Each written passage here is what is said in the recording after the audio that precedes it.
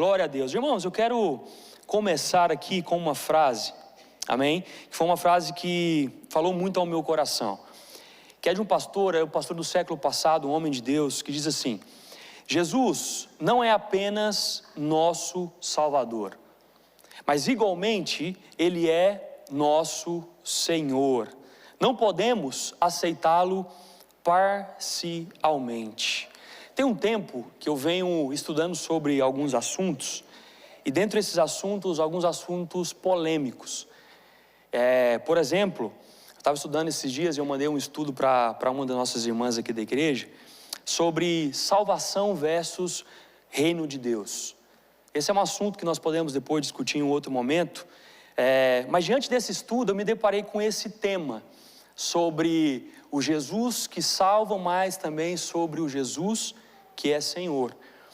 E estudando sobre isso, eu vi que muitas pessoas, até mesmo ao meu redor, tinham alguma dúvida sobre essa questão, sobre o Jesus Salvador e o Jesus Senhor. E pensando nisso, eu preparei essa mensagem, amém? Pensando nisso, eu preparei essa mensagem para que a palavra do Senhor possa trazer luz ao nosso entendimento acerca desse tema, que eu considero um tema muito importante. E o tema da minha mensagem é: Jesus não somente é o nosso Salvador, mas também Jesus é o nosso Senhor. Nós vivemos em tempos hoje, irmãos, muito difíceis. A internet, eu sempre gosto de falar isso, a internet, ela é uma bênção.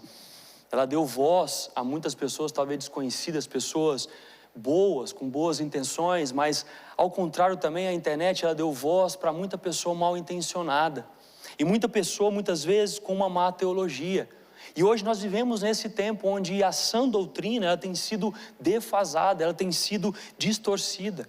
Porque de fato nós vivemos em um tempo onde o evangelho, ou melhor, um falso evangelho tem sido pregado. De fato nós vivemos em uns dias em que o evangelho de Cristo, o evangelho da cruz, ele tem diminuído a importância de Cristo. Ou até mesmo ele tem diminuído o senhorio de Cristo. E pensando nisso, eu preparei essa mensagem, eu quero compartilhar com vocês algo da parte do Senhor, amém? Eu quero convidar você a abrir comigo as Bíblias de vocês, lá em Romanos capítulo 10, nós vamos ler do verso 9 em diante. Na verdade, vamos ler 2 versículos, amém? Eu quero pedir para que você possa abrir comigo a sua Bíblia, seja a Bíblia física ou seja no telefone de vocês. E eu peço para que vocês mantenham a Bíblia aberta. Na verdade, nós vamos ao longo da mensagem falar ou passear por alguns versículos. Existiam outros versículos que eu poderia escolher, mas eu escolhi esse em específico. Mas também vamos usar outros, amém? Romanos capítulo 10, o verso 9 e o verso 10. Amém? Todos abriram?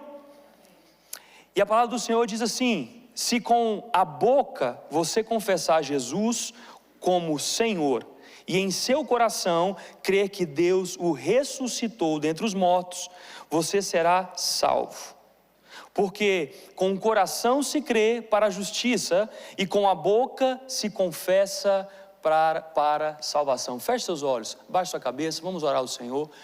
Pai Santo, nós mais uma vez te glorificamos e te engrandecemos nesse momento, ó Deus. Ó Pai, a minha oração, Pai, mais uma vez é para que o Senhor possa continuar falando aos nossos corações. Ó Deus, nós tivemos a oportunidade de te adorar com canções, ó Pai, mas nesse momento nós queremos ouvir a Tua voz através da Tua palavra, e por isso, Pai, eu oro ao Senhor nessa noite, nesse momento, e peço que o Senhor possa falar aos nossos corações, que o Senhor venha, Senhor, sobre nós com a Tua palavra, e que o Senhor faça do nosso coração uma terra fértil, ó Pai, onde a Tua palavra vai frutificar, Senhor, e dar frutos de transformações em nossa vida. Por isso eu peço ao Senhor, fale conosco em o nome de Jesus, amém, irmãos. Não feche sua Bíblia, amém? Eu queria só dar aqui uma breve explicação sobre esses versículos, esses versículos de Paulo que nós lemos. Paulo aqui, irmãos, ele começa a falar, ele escreve na verdade, acerca de que para ser salvo, é preciso que nós creamos ou que nós acreditamos no nosso coração. Mas não só isso, o apóstolo Paulo também é enfático em escrever essa mensagem, ou melhor, esse versículo, em falar que não é somente o crer no coração, mas existe um outro ponto que deve ser evidenciado a respeito da salvação, que aí ele vai completar. Ele vai dizer que a boca, os lábios, também necessita dizer que Jesus é Senhor. Amém? Irmãos, isso significa que não basta somente nós buscarmos uma crença dentro de nós, ou não basta somente nós dizermos eu creio em Cristo, amém? Esse ato de sentir de que eu creio em Cristo, ele tem que ser acompanhado de um outro ato, que o apóstolo Paulo fala que é confessar a Jesus como Senhor, amém? E se nós olharmos para a história, e principalmente se nós olharmos para o contexto em que essa carta de Romanos ela foi escrita, nós vamos ver que esse contexto é um contexto em que os discípulos ou que os cristãos naquela época passavam por perseguições. Nós vamos entender que naquela época se adorava um Senhor, e esse Senhor era César. Então quando o apóstolo Paulo fala que o ato da salvação, ela não é somente um ato de sentir ou de crer no coração, mas ele deve ser confessado com a boca que Jesus é Senhor, o que o apóstolo Paulo está fazendo aqui, irmãos, é algo revolucionário. Porque naquela época, César para eles era como um Deus, era adorado como um Deus e era Senhor sobre tudo. Então quando o apóstolo Paulo ele fala que agora nós que cremos com o nosso coração, mas confessamos com a nossa boca que Cristo é Senhor, o que o apóstolo Paulo está fazendo, em outras palavras, é afrontando o império daquela época.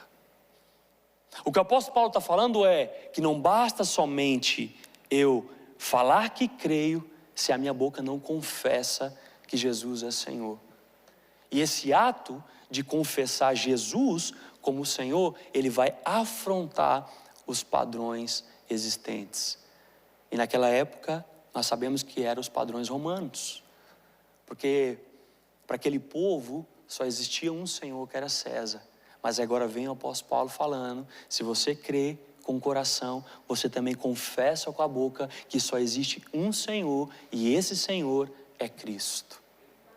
Em outras palavras, irmãos, é isso que o apóstolo Paulo estava falando. O apóstolo Paulo sim estava falando que nós devemos, que crer com o coração, de fato é confiar na verdade de que Jesus está vivo e a verdade de que Ele é Salvador.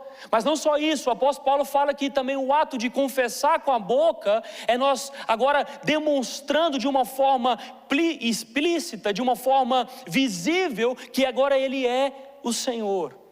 Ou seja, que agora Ele é o meu Rei, que agora é Ele quem governa a minha vida. Amém? Então o que o apóstolo Paulo está falando é isso, que a salvação, ela envolve tanto a confiança interior, mas também ela envolve uma entrega pública, visível, de fato, sobre esse Deus que nós servimos. Amém? O apóstolo Paulo, irmãos, ele deixa claro que pode ser salvo, que não pode ser salvo sem reconhecer o senhorio de Cristo. Eu quero falar mais um pouco sobre isso. Eu separei aqui alguns pontos e eu quero tratar com vocês, quero compartilhar com vocês a respeito disso. Amém? Eu quero falar um pouco sobre o Jesus que é Salvador, de fato. Também eu quero falar sobre o Jesus que Ele é Senhor. Eu quero falar sobre essas duas verdades e depois eu quero falar sobre uma verdade que é maior ainda, que é a inseparabilidade dessas duas verdades. Amém? E o meu primeiro ponto é Jesus como Salvador. Amém? Nós cremos, irmãos, que Jesus, Ele é Salvador. Se nós formos para Gênesis, depois que o homem e a mulher pecam, ou seja, depois que Adão e Eva pecam, Deus Ele deixa uma promessa.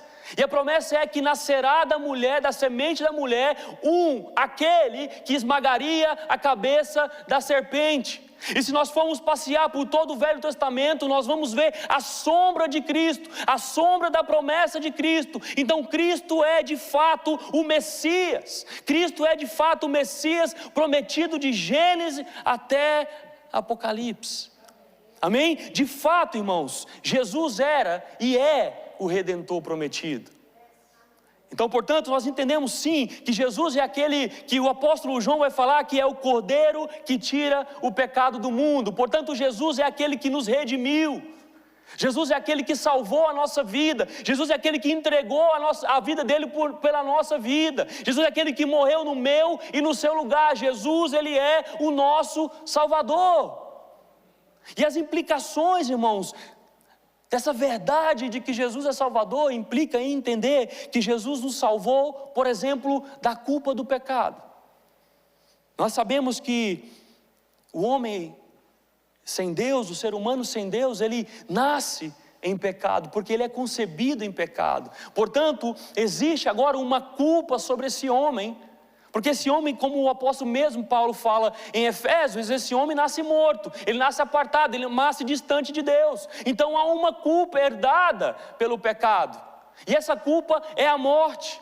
Mas aí a Bíblia vem falar que esse Messias, que esse Jesus Salvador é aquele que nos livra, nos limpa, nos redime dessa culpa. Agora já não há mais culpa sobre mim e sobre você, agora já não há mais condenação sobre nós, porque Jesus, como nosso Redentor, ele leva sobre si a culpa que era minha e sua, e agora ele nos dá liberdade, ele nos limpa, nos livra da culpa do pecado. Amém? Mas não só isso, Jesus também nos limpa, nos salva da condenação eterna. A Bíblia fala que quando o pecado ele entra na humanidade, ali a morte, ela entra também.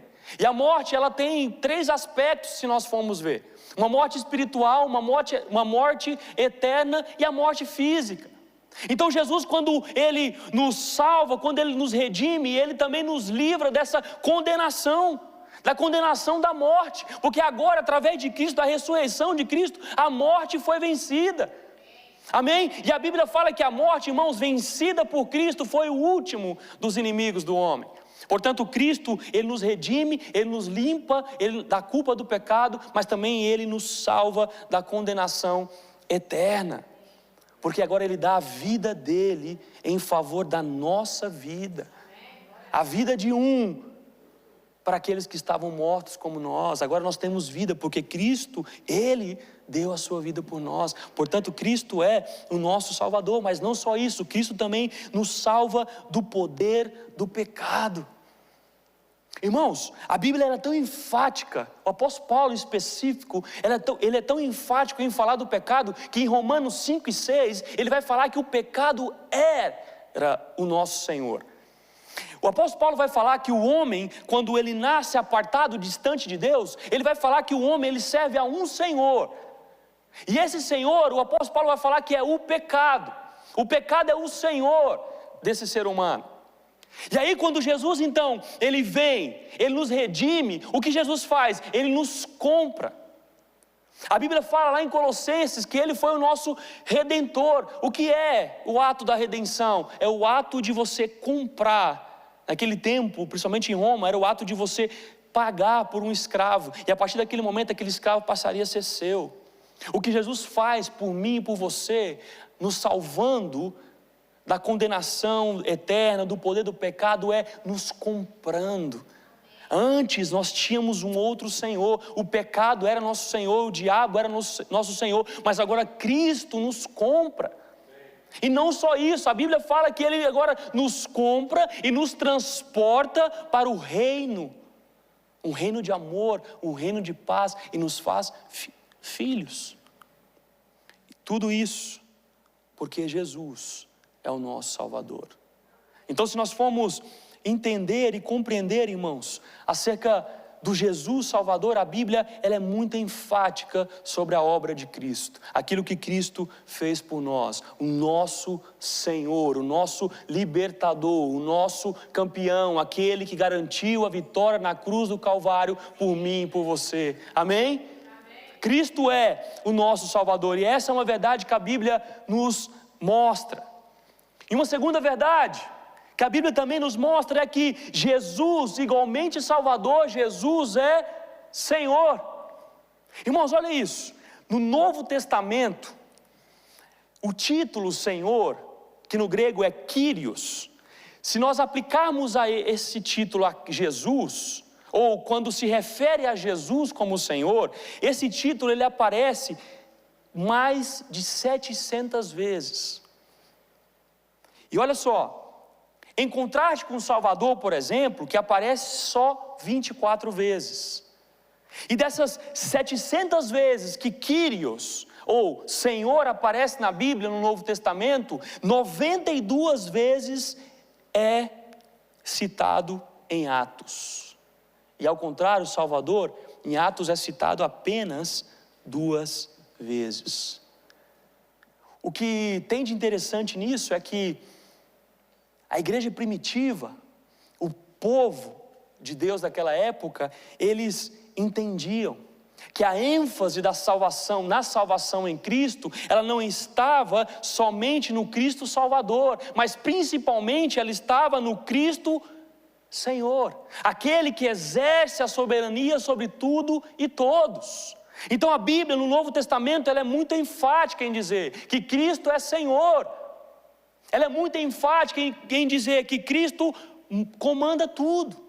Por exemplo, se nós formos para Colossenses, Colossenses 1, capítulo 1, verso 17, vai dizer que todas as coisas, elas existem por Ele. E não só isso, todas as coisas foram feitas por Ele, e sem Ele, nada do que foi feito se fez. Portanto, Jesus é o Senhor de tudo. Jesus é o Senhor da terra, Jesus é o Senhor dos céus, Jesus é o Senhor de tudo, inclusive do nosso coração. A Bíblia, irmãos, ela é muito enfática em nos dizer, em nos apresentar esse Jesus que não somente é Salvador, mas também que é Senhor. E que todas as coisas foram feitas por Ele, e que todas as coisas sem Ele, nada do que foi feito se fez. Portanto, Ele é o Senhor do universo. Ele é o Senhor do universo. E isso implica a mim e a sua vida. Ele é o Senhor do nosso coração, ou Ele tem que ser o Senhor do nosso coração. Louvado seja o Senhor, irmãos. E Jesus, Ele é Senhor, porque em Filipenses, capítulo 2, vai falar que Deus o exaltou sobremaneira. Amém? Jesus é Senhor por um direito divino. Jesus é Senhor por uma conquista redentora. Ele venceu a morte. A Bíblia fala em Colossenses 2,15 que Ele venceu a morte. Agora a morte já não tem mais poder sobre Ele e sobre nós. Portanto, Ele agora é Senhor sobre a morte. Amém? Mas não só isso, Jesus é Senhor porque toda a autoridade está sobre Ele. Jesus recebeu todo o poder nos céus e na terra. Bendito seja o nome do Senhor. Aleluia! Ele é Senhor. Irmãos, lá em Atos 2,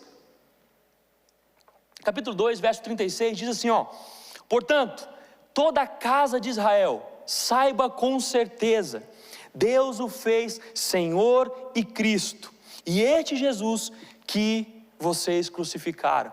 Aqui é o final da primeira mensagem do apóstolo Pedro, ali em Atos, na época do Pentecostes. E aqui o que Pedro faz é apresentar um Jesus não apenas como Senhor, não apenas como Salvador, mas aqui o que Pedro faz é apresentar Jesus também como Senhor, como aquele que governa, aquele que está entronizado. Amém? Então não tem como, irmãos, eu separar Jesus do Salvador do Jesus Senhor, porque o mesmo que salva é aquele que governa. Amém? E aqui Pedro ele vai concluir dizendo isso, que Ele não se tornou Senhor porque o aceitamos, mas porque Deus o exaltou sobremaneira.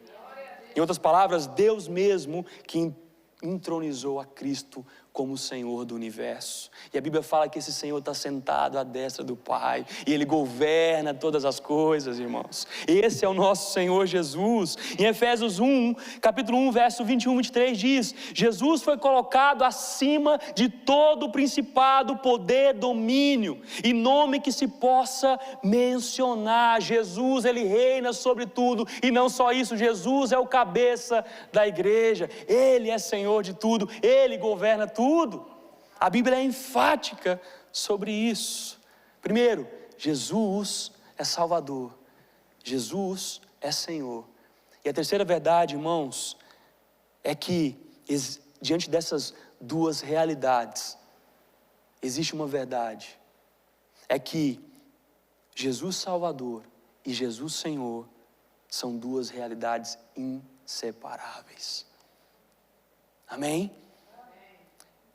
Irmãos, esse é o ponto que eu queria trazer mais a sua atenção. Não estou falando que os outros pontos não são importantes, mas são pontos que nós conhecemos. Mas esse ponto aqui é um ponto muito interessante para nós entendermos. Nós não conseguimos, à luz da Bíblia, fazer essa separação. Eu falo isso, irmãos, porque existe e aí eu posso dizer uma má teologia, que fala que eu posso aceitar Jesus como Salvador, mas eu posso escolher agora ou depois aceitá-lo como Senhor. Mas se nós formos estudar a palavra de Deus, e nós como crentes, e esse é um culto de crescimento, eu creio que nós somos crentes, se nós formos estudar a palavra de Deus, nós vamos ver que não existe essa separação. Não há como eu primeiro aceitar Jesus como Salvador, e depois só eu aceitar Jesus como Senhor, porque a Bíblia ela não faz essa distinção, a Bíblia não faz essa separação entre o Salvador e Senhor. A Bíblia é enfática em dizer, irmãos, que nós não podemos aceitar Jesus pela metade. Tem uma frase que eu gosto muito, de um pastor antigo, que fala: você não pode ter a metade de Cristo e ser salvo, pois metade de Cristo não é Cristo. Irmãos, não existe Jesus, ou não existe um meio Jesus. Jesus não pode ser dividido. Ou nós aceitamos o Jesus completo, ou nós não aceitamos. Não existe um Jesus fracionado. Jesus é Salvador, mas também Jesus é Senhor. Como disse, nós vivemos em um tempo onde o Evangelho ele tem sido reduzido, por exemplo, a uma mensagem de autoajuda, a famosa mensagem coach, verdade? Por exemplo, há mensagens que apelam para o emocional, para massagear o ego, ou para que seja como um escape de um sofrimento. Muitas pessoas dizem: eu aceitei Jesus como Salvador, mas quando se perguntam a elas se Ele é o Senhor da vida delas, muitas vezes elas hesitam em responder. E por quê? Porque muitas pessoas, elas querem somente os benefícios da cruz, mas elas não querem o custo do discipulado. E a Bíblia fala que o discipulado exige um custo. Para ser discípulo exige um custo. E nós, irmãos, como crentes, não podemos olhar só os benefícios da cruz, sem também entender que nós fomos chamados para ser discípulos. E a Bíblia fala que aqueles que querem vir após mim, ou seja, após Cristo, neguem-se a si mesmo, tome a sua cruz e siga-me. Nós não podemos focar, e não há como eu focar somente nos benefícios da cruz, sem eu entender que eu fui chamado também para ser discípulo. E para ser discípulo exige um custo. E eu não posso, de forma nenhuma, irmãos, negligenciar isso. Amém? Estão comigo? Irmãos, em Tiago 2, não necessita abrir, capítulo 2, verso 14 ao 17, vai nos ensinar que a fé sem obras, ela é morta. Se nós formos ler essa epístola de Tiago, essa carta de Tiago, nós vamos entender que Tiago aqui não está falando que a salvação ela é herdada pelas obras. Tiago, em momento algum, ele está falando que para eu ser salvo, eu necessito fazer boas obras. O que Tiago fala, e ele explica do começo ao fim da carta, é que as boas obras, ela é resultado daquele que foi salvo. Se eu fui salvo, eu agora faço boas obras. E o que o Tiago fala aqui não é essas boas obras, não tem a ver somente com caridade, por exemplo, ajudar um pobre, a viúva, o necessitado. O que o Tiago fala aqui é muito mais que isso. Quando o Tiago fala de boas obras, ele fala principalmente da conduta. Ali, por exemplo, Tiago cita aquele versículo famoso, né, de controlar a língua, porque da língua procede, enfim.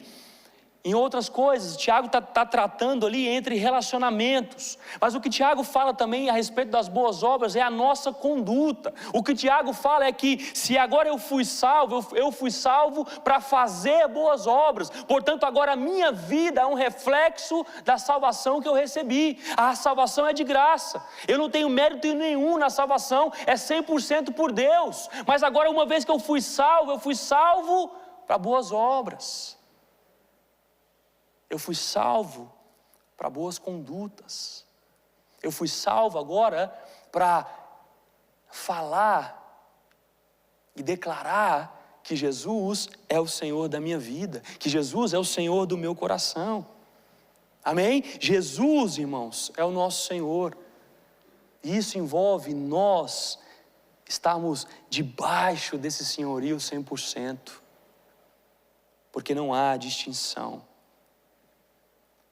Tem outra frase que eu gosto muito, que fala muito sobre isso, que é antibíblico e irreal divorciar o senhorio de Cristo do seu papel como Salvador.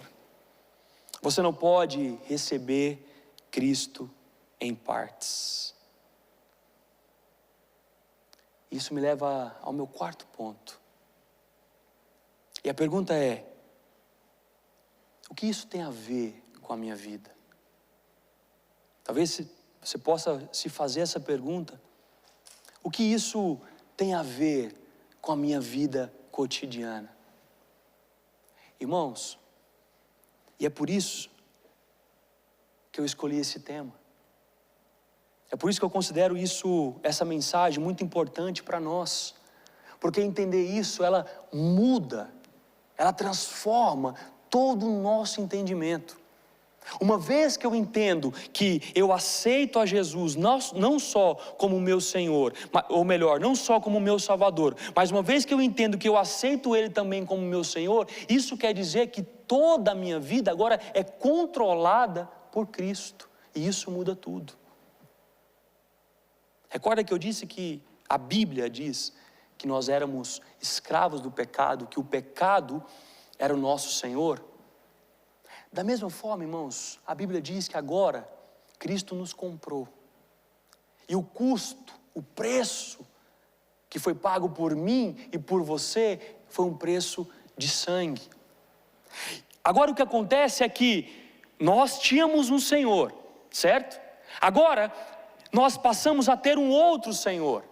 O que a Bíblia nos declara é que agora Jesus, Ele é o nosso Senhor. Porque se antes nós éramos escravos do pecado, Quírios, agora o nosso Quírios é Jesus. Porque Ele adquiriu com seu sangue a minha e a sua vida. Portanto, Ele agora é o nosso Senhor. E entender isso muda tudo. Irmãos, entender que Jesus é o nosso Senhor, esse entendimento muda toda a esfera da nossa vida. Entender que Jesus é o nosso Senhor muda todo o meu pensamento. A Bíblia diz, 1 Coríntios 6, vai dizer que vocês não são de vocês mesmos, porque fostes comprados, portanto, glorificai a Deus no vosso corpo. Cristo é o nosso Senhor, irmãos, porque Ele nos resgatou. Cristo é o nosso Senhor, porque Ele nos comprou. Essa é uma verdade gloriosa.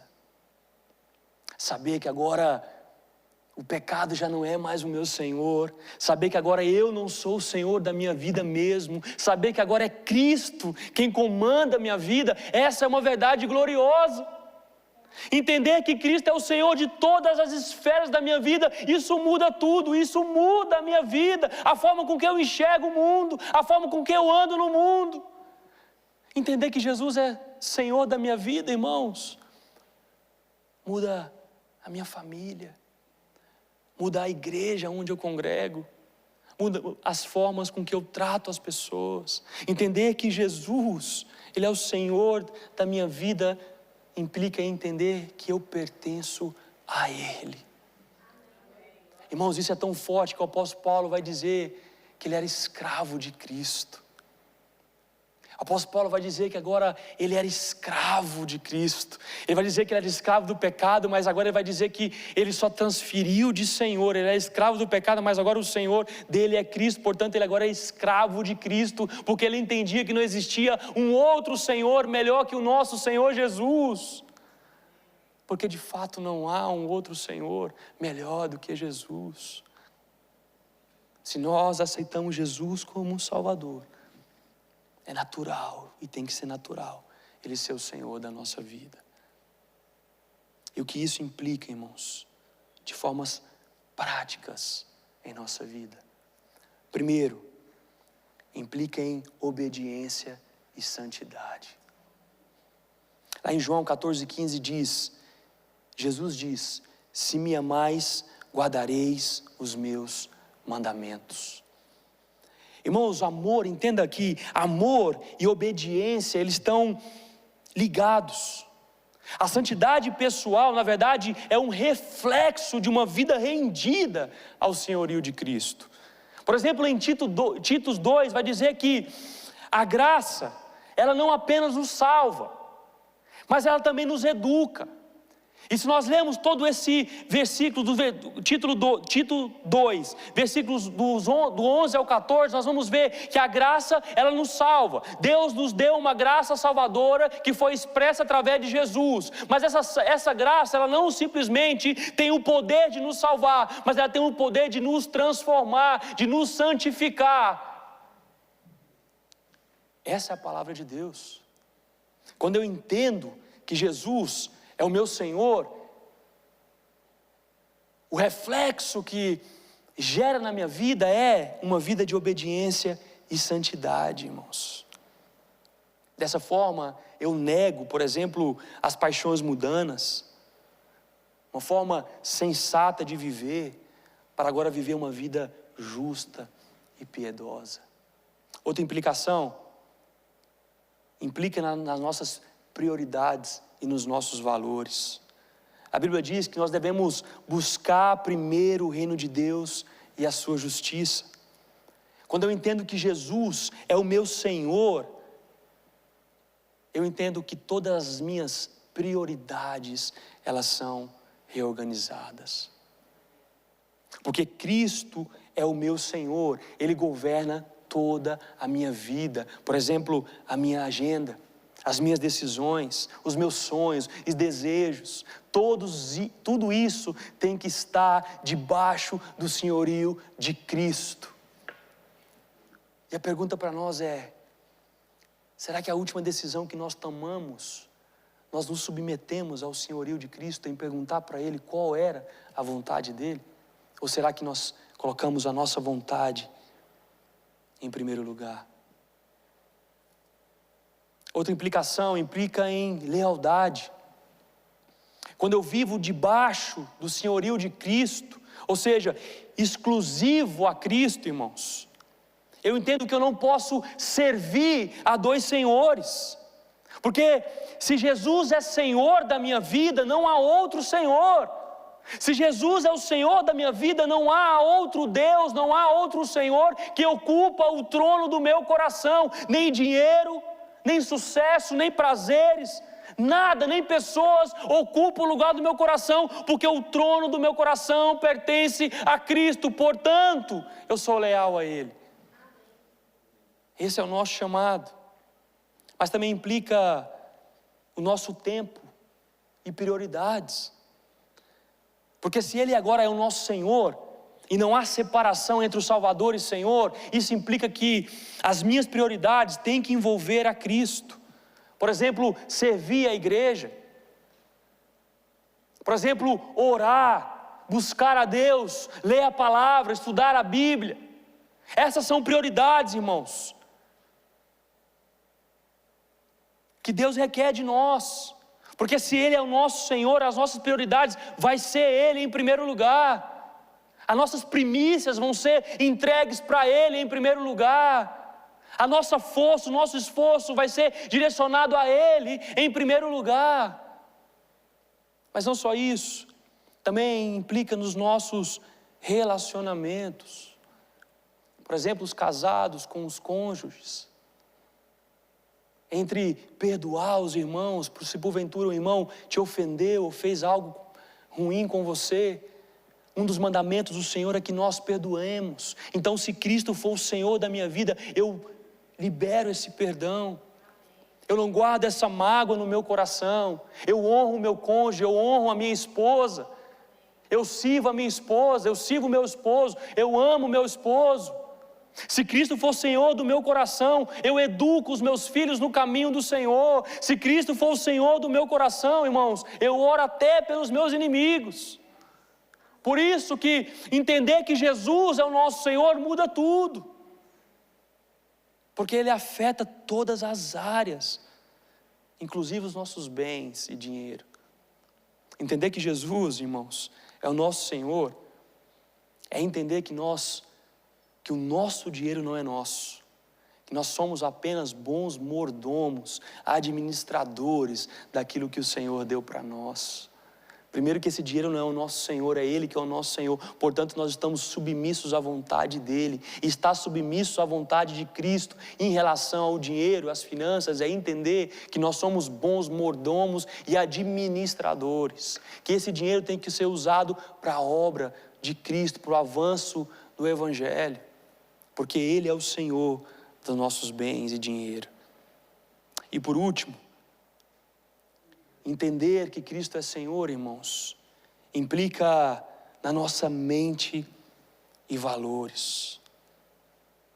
Isso implica em submetermos a palavra de Deus, a vontade de Deus, e abandonar qualquer filosofia, qualquer valor, qualquer prática que é contra a palavra de Deus. Porque Cristo é o Senhor de toda a nossa vida, não só de metade dela. Cristo, Ele é Senhor de todo o nosso coração, não só de metade dele. Cristo é Senhor da nossa casa por inteiro. Cristo é Senhor da nossa família por inteiro e não só metade. Cristo é Senhor de tudo ou não é Senhor de nada. Ele é o Senhor e tem que ser, irmãos, o Senhor de tudo. O convite de Deus para essa noite para nós é que nós nos submetemos ao senhorio de Cristo. É que nós abramos o nosso coração, irmãos, e confessemos não somente o Jesus Salvador, mas como o Jesus que é o Senhor de toda a minha existência, de toda a minha vida. Glória a Deus. Amém, irmão. Aleluia. Amém. Meu irmão, você quer tocar, viu? Estou concluindo já. Glória a Deus. Por isso, irmãos, importa de uma forma prática nós nos perguntarmos constantemente. E a pergunta é: isso que faço, isso que penso, decido, de verdade reflete que Jesus governa a minha vida? Será que as nossas práticas, irmãos, pensamentos, eles refletem que Jesus, Ele governa a minha vida? Quero convidar os irmãos para ficar de pé.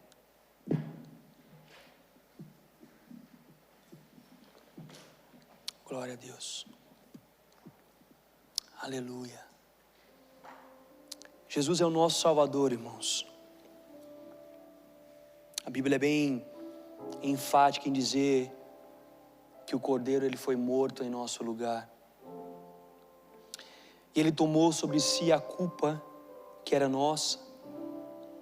E dessa forma ele nos reconcilia com o Pai. Mas também a Bíblia é enfática em dizer que ele é Senhor, o Rei, exaltado acima de todo nome. E que um dia todo joelho se dobrará e toda língua confessará. E a pergunta não é se Jesus é Senhor, porque nós já sabemos que Ele é. A pergunta correta é: será que Ele é o meu Senhor? Será que Ele é o seu Senhor? Irmão, será que de fato é Jesus quem governa os nossos pensamentos?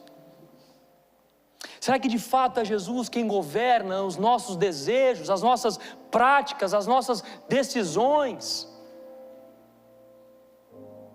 Ou será que nós apenas chamamos Jesus de Senhor, mas nós não nos curvamos diante da vontade dEle? Irmãos, a Bíblia fala que a vontade de Deus, ela é boa, ela é perfeita, ela é agradável. A vontade de Deus, ela é muito melhor do que a minha, do que a sua. Portanto, o convite aqui é para que nós nos submetamos diante dessa vontade, para que a vontade dEle, que é boa, que é perfeita e agradável, ela possa ser gerada em nós. E é por isso que nós, irmãos, temos que responder diante dessa mensagem, diante daquilo que Deus falou, com a nossa vida prostrada aos pés de Cristo. Bendito seja o nome do Senhor, irmãos. Feche seus olhos. Glória a Deus. Meu irmão queria cantar uma música, né, meu irmão? Glória a Deus.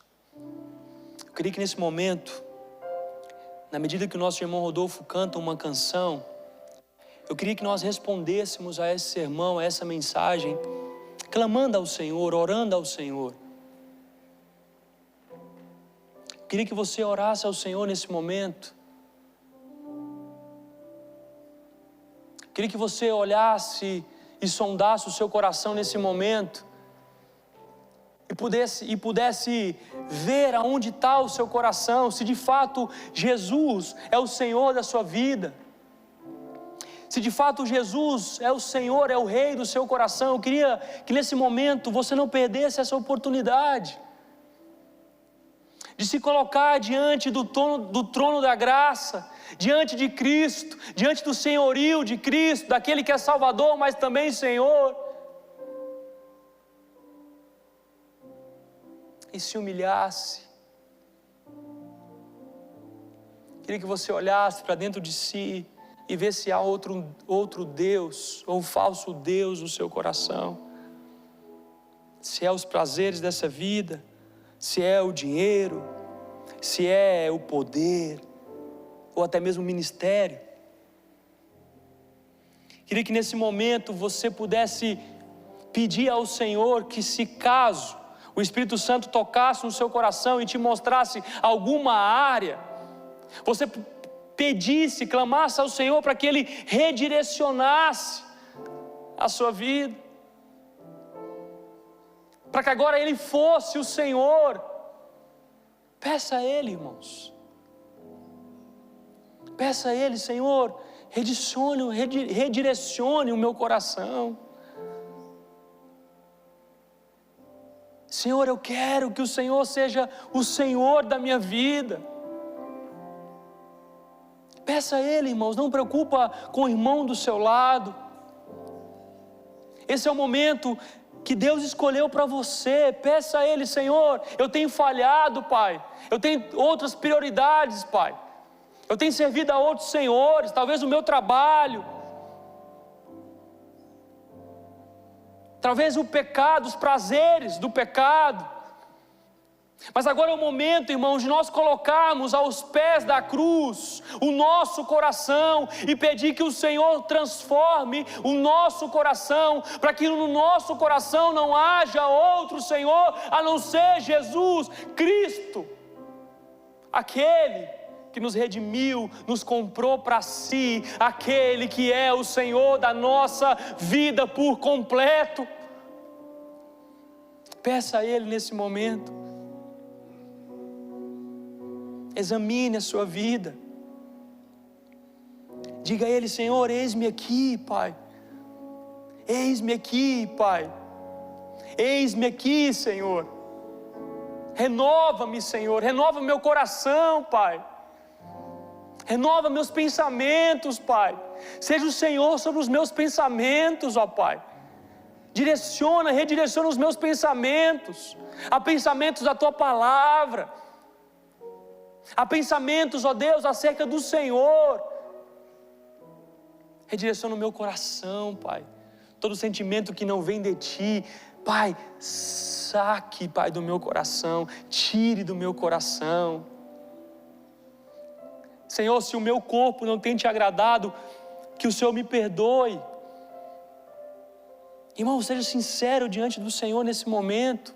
Se há algo, se há alguma prática pecaminosa, coloque na cruz, porque Ele é Senhor sobre toda a sua vida. Ah, Senhor, venha sobre meus irmãos, ó Pai. Ó Deus, nesse momento eu peço a Ti, eu oro a Ti, Espírito Santo, e peço que Tu sondes os nossos corações, ó Pai. Ó Deus, se há algo nos nossos corações que desagrada a Ti, ou que tem tirado, ó Pai, o Senhor como o Senhor do nosso coração, Pai, que nessa noite seja limpo, que nessa noite venha cair por terra, Senhor. Eu creio que essa noite foi a noite que o Senhor nos escolheu para que estivéssemos aqui, Senhor, para nos falar que há apenas um Senhor e que és Tu, e que o Senhor quer governar a nossa vida por completo.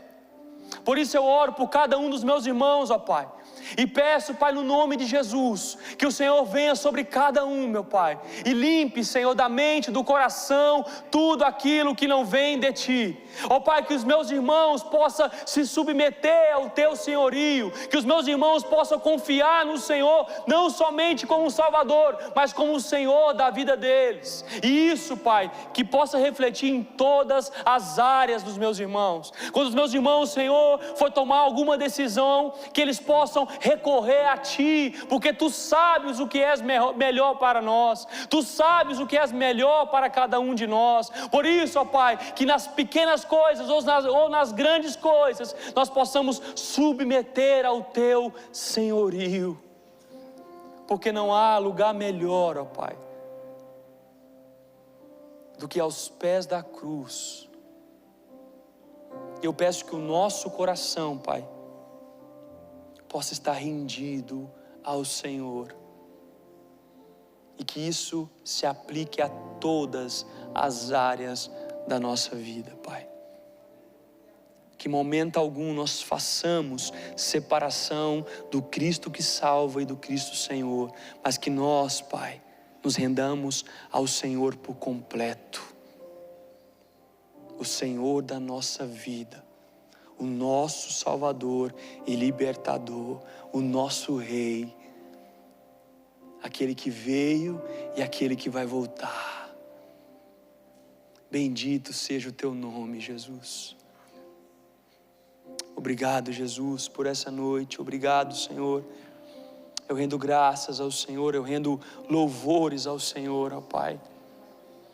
E peço que essa mensagem, Pai, possa continuar ecoando nos nossos corações quando nós formos embora, Senhor. E que nós possamos, ó Pai, ir com a graça, com a paz e o amor do Senhor, ó Pai, em todos os dias e momentos da nossa vida, Senhor. Em um nome santo do Senhor Jesus. Amém. Amém, irmãos. Glória a Jesus. Irmãos, não aceite Jesus pela metade. Que o Senhor, Ele possa reinar em cada cômodo da nossa alma. Que o Senhor Jesus, Ele possa ser exaltado em toda a nossa vida, irmãos. Seja na nossa casa, no trabalho, no ministério. Você que tem um ministério, que a marca do seu ministério seja Cristo. Que suas canções sejam sobre Cristo. Que as suas palavras sejam sobre Cristo. Faça como o apóstolo Paulo. Eu prego a Cristo e a esse crucificado. Que aonde quer que você vá, irmãos, você possa demonstrar, não só em falar que Ele é o Senhor da sua vida, mas nas suas atitudes. Naquilo que você fala, mas também naquilo que você faz. Para que assim, Cristo de fato seja o nosso Salvador, mas também o nosso Senhor. Amém? Glória a Deus. Bendito seja o nome do Senhor. Temos a nossa cantina e nos ajude no nome de Jesus. Amém? Glória a Deus. Amém, irmãos. Glória a Deus. No trono.